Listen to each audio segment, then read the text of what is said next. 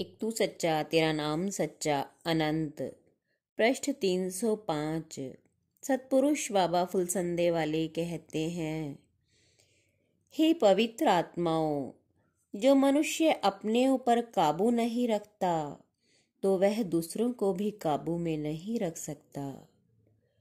मनुष्य का शरीर अमूल्य निधियों से भरपूर है। यह सच्चा स्थान प्रभु से मिलने का है। यह परमेश्वर का किला है। इस किले में जगह जगह देवताओं का पहरा लगा है। प्रलय काल में परमेश्वर के शाश्वत धाम में ये सारे देवता प्रकाश ज्योति बनकर समा जाते हैं। वो परमेश्वर ही अक्षय है, उसका कभी विनाश नहीं होता।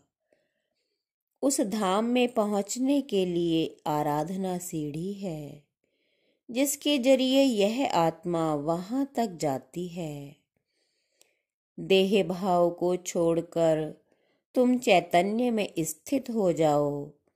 तुम तुरंत शांत होकर मुक्त पद में स्थित हो जाओगे। परमेश्वर की महिमा तो सब गाते हैं, पर उसे पाता कोई कोई है।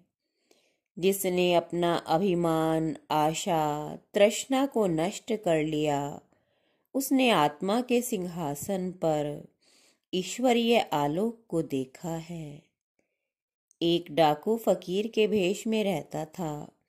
हाथ में उसकी तस्बीह रहती।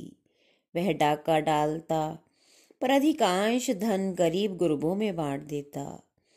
हर जुमे को नमाज पढ़ता। उसके दल में प्रत्येक सदस्य को जुमे की नमाज आवश्यक थी। आज्ञा न मानने वालों को वो दल से निकाल दिया करता था।